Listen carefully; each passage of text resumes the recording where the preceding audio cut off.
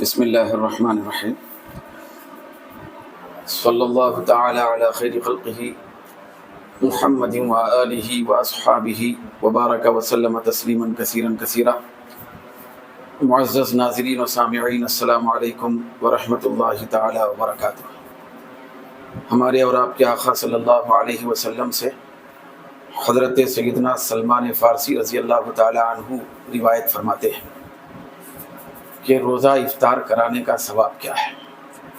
سرکار دو عالم صلی اللہ علیہ وسلم نے ارشاد فرمایا، من فطر فیہ صائما کان لہ عتق رقبۃ، جو آدمی ماہ رمضان المبارک میں خاص طور پر کسی روزے دار کو افطار کراتا ہے تو اس آدمی کو اللہ تبارک و تعالیٰ دوزخ سے آزاد کر دیتا ہے، پھر اس کے تمام گناہوں کی مغفرت اور بخشش ہو جاتی ہے۔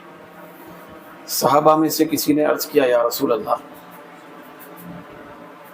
یعطی اللہ ھذا الثواب لمن یفطر صائما علی مذقۃ لبن او تمرۃ او شربۃ ماء۔ کسی سائل نے عرض کیا، یا رسول اللہ، ہم میں سے کسی کے پاس یہ گنجائش نہیں ہوتی کہ ہم کسی روزے دار کو اچھا کھلا کے اور پلا کے روزہ افطار کرائیں، پھر وہ شخص کیا کرے؟ زیادہ گنجائش اگر نہ ہو تو روزہ کھلانے اور افطار کرانے کا ثواب کیسے حاصل کرے؟ تو حضور نے فرمایا کہ اللہ تبارک و تعالیٰ یہی ثواب جو اچھی گنجائش رکھ کے روزہ افطار کرانے والے کو دیتا ہے، تو یہی ثواب اللہ تبارک و تعالیٰ اس شخص کو بھی عطا فرماتا ہے جو کسی روزے دار کو صرف ایک گھٹ دودھ پلا کے روزہ افطار کراتا ہے، او تمرتن، یا ایک کھجور کھلا کے روزہ افطار کراتا ہے۔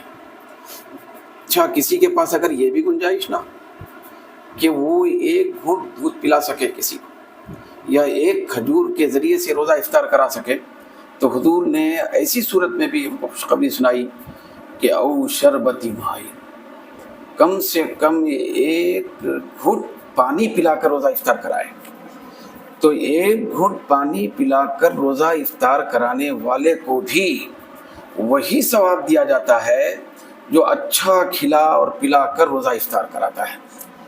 مطلب جس طریقے سے کسی شخص کو، کسی روزے دار کو کوئی شخص اچھا کھلا پلا کے روزہ افطار کرایا تو جس طریقے سے اس کی گردن دوزخ سے آزاد ہو جاتی ہے اور اس کے پورے گناہوں کی مغفرت ہوتی ہے، ٹھیک اسی طریقے سے پانی کا گھٹ پلا کر روزہ افطار کرانے والے کو بھی یہی شرف اور یہی عزت ملتی ہے۔ سرکار دو عالم صلی اللہ علیہ وسلم نے پھر آگے ارشاد فرمایا، وَمَنْ أَشْبَعَ صَائِمًا كَانَ لَهُ مَغْفِرَةً لِذُنُوبِهِ، جو آدمی کسی روزے دار کو پیٹ بھر کے کھلاتا ہے، بالکل شکم سیر کر دیتا ہے، تو اس کے لیے اس کے تمام گناہوں کا کفارہ ہو جاتا ہے۔ پھر اس کے بعد سرکار نے ارشاد فرمایا، کیونکہ روزہ کھلانے میں پیاس بجھانا، دن بھر کی پیاس کو بجھانا، اس کو پہلے نمبر پر فوقیت ہے۔ روزہ جب ہم رکھتے ہیں تو روزہ رکھنے میں ہم کھانا بھی چھوڑتے ہیں، پھر پانی بھی چھوڑتے ہیں۔ کھانا چھوڑنے سے زیادہ پانی چھوڑنا زیادہ ہے ہمیں، اس کی اہمیت زیادہ ہے۔ تو یعنی بھوک سے زیادہ پیاس کی اہمیت ہے اللہ پروردگار عالم کے نزدیک۔ بھوکے رہنے سے زیادہ پیارا عمل روزے کے اندر وہ ہے پیاسا رہنے کی بات کو زیادہ ترجیح حاصل ہے۔ تو بھوکے اور پیاسے رہ کر ہم جو روزہ رکھتے ہیں تو اس میں بھی پیاس جو ہوتی ہے تو اس کو بلند درجہ عطا کیا گیا ہے۔ چنانچہ سرکار دو عالم صلی اللہ علیہ وسلم نے روزے دار کی پیاس کو ہی پیش نظر رکھ کر ارشاد فرمایا، وَسَقَاهُ رَبُّهُ مِنْ حَوْضِي شَرْبَةً لَا يَظْمَأُ بَعْدَهَا حَتَّى يَدْخُلَ الْجَنَّةَ۔ حضور فرماتے ہیں کہ ویسے تو ایک روزے دار بھوکا بھی رہتا ہے، لیکن پیاسا رہنا یہ بہت زیادہ قابل ترجیح بات ہے۔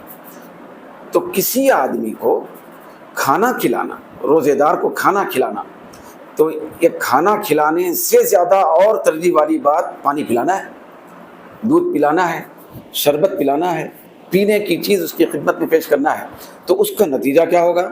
اس کا نتیجہ کھلانے پلانے کا یہ ہوگا کہ سرکار فرماتے ہیں کہ قیامت کے دن اللہ تبارک و تعالی اس روزہ افطار کرانے والے کو جو دودھ پلا کر، کھانا کھلا کر، پانی پلا کر روزہ افطار کرایا ہے، تو اس شخص کو میرے حوض کوثر سے سیراب کرے گا۔ اس کو قیامت کے دن وہ جو خطرناک پیاس ہے، وہ المناک پیاس کا ماحول ہے، تو اس وقت اللہ تبارک و تعالیٰ اس کو میرے حوض کوثر سے ایسا سیراب کرے گا کہ جب وہ شخص، روزہ افطار کرانے والا شخص، روزے دار کو کھلانے اور پلانے والا شخص، جب اس کو ایک گھٹ پیے گا اس میں سے، میرے حوض کوثر میں سے، تو اس کے بعد جنت میں داخل ہونے تک پھر کبھی اس کو پیاس محسوس نہیں ہوگی۔